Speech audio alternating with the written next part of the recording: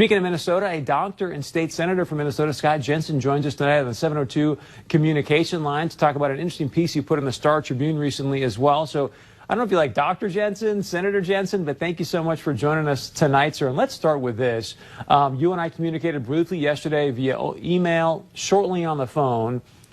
Have you yet seen the information that's going into these U of M models that the governor is using to make these decisions? No, we have not. We have asked for those, and we were told by the governor's office that we would receive the data tonight. And so we're hoping to see what the assumptions are and what the data is. But at this point in time, we have not. So I just want to be clear for our audience, sir. You've got a governor of a state that is making executive orders, stay-at-home orders, that right now is cratering your economy. We don't know what data is being used, and yet you as a state senator, as a doctor, have not seen that data that's being used for our governor to make these decisions. No, we have not. And does that not concern you? I mean, shouldn't the people of Minnesota be screaming right now?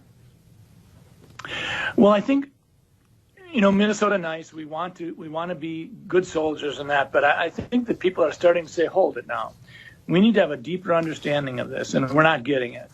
I think that, in Minnesota, as a physician, I received an email last week from the Department of Health coaching me on how to fill out death certificates. And I've never really received coaching from the Vital Statistics Agency in terms of how to do a death certificate. But basically, I felt like they were saying, you don't have to have a confirmed laboratory test for COVID-19 in order to make the death certificate be COVID-19. So wait. Sir, I don't mean to interrupt you, but that and what you just said, I think is critically important. Can you repeat what you just said, please? Well, last Friday, I received a 7-page document that sort of told me that if I had an 86-year-old patient that had pneumonia but was never tested for COVID-19, but sometime after she came down with pneumonia, we learned that she had been exposed to her son who had no symptoms, but later on was identified with COVID-19, that it would be appropriate to diagnose on the death certificate COVID-19. Now, we've not done that. If someone has the pneumonia and it's in the middle of a flu epidemic, and I don't have a test on influenza, I don't diagnose influenza on the death certificate. I will say this elderly patient died of pneumonia. I don't mean to interrupt you, but my heart is sinking right now as you're telling me this. You're a doctor. Why in the world would they be sending you out information to fill out death certificates, whether the person's been diagnosed with COVID-19 or not, but then to say in the death certificate this person's death was caused by COVID-19? That does not sound right to me. I went to the person in our office who does most of the death certificates over the last 10, 20 years, and I said, does this sound right? I had her look at the documents that I printed off, and she said, well, we've always been told that you always put down just facts. You don't put down any probabilities. You don't put any presumptions down. It's just what you know. And so this is concerning. And it actually gets to your point, Chris. When we start talking about the data that goes into the modeling, we have to ask ourselves a question. Are we being forthright? Are we sharing with the public?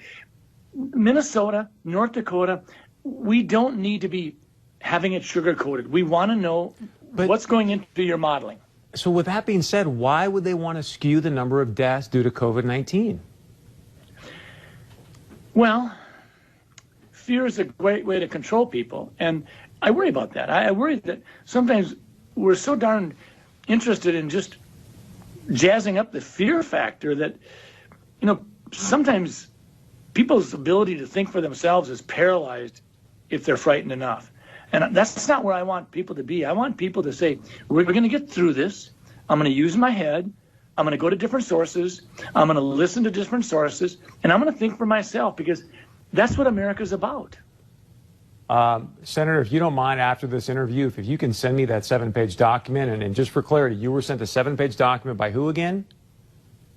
The Department of Health. Department of Health. Saying, hey, fill this out, whether they test positive for COVID. That is stunning, sir. So Governor Wallace had his conference call today. One of the things he mentioned is he's going to lay out, it sounds like, some ideas or a plan tomorrow about his statewide stay-at-home order. It was supposed to end on April 10th. He is going to have some changes to that. Do you have any new information regarding that, sir? I don't, but there's certainly been a big push that we should be using more of a laser-focused approach rather than some sort of a broad-scale whack-a-mole kind of a thing. We've got landscapers and lawn preparers, and we've got dock workers and golf courses, and there's no reason to not let those people out there doing their job. And it isn't just about those occupations I mentioned. We're also talking about a tremendously revved up allergy season if we don't do these things. If we just let the weeds and the spring pollens go crazy, we're going to have a lot of kids with hay fever and asthma. And we know that the supply chain of asthmatic inhalers is potentially at risk. So we have to be very thoughtful when we do these things.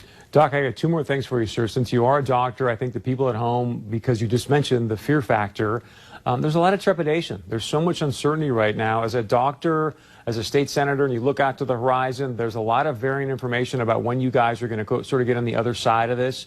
I'm not asking you to make a certain prediction, but what's your best guess? Well, I think it's going to be the end of April, but I think when we get there, I think it's going to be manageable. Our hospitals have done a wonderful job of preparing for it. And the fact of the matter is, we're not going to win this battle by kicking the can down the road. At some level, we're going to win this battle by having enough people become immune to it, by getting the disease. And it's a mild disease in 90% of the people. So the idea of minimizing this wave of the pandemic so that the next wave in the fall of the year will be greater, that doesn't necessarily make a ton of sense either. Yeah, Doc, last question. I got about 60 seconds, sir. We'd love to have you back, but I actually originally brought you on because I thought you had a fascinating piece in the Star Tribune. If we can bring this up, Christy, but it says, hey, more thoughtful lockdown rules could spare loss and suffering. It was really geared towards, look, guys, we've got to obviously put public health first, but also be concerned about our economy. 30 seconds, sir. Why should people go read this piece?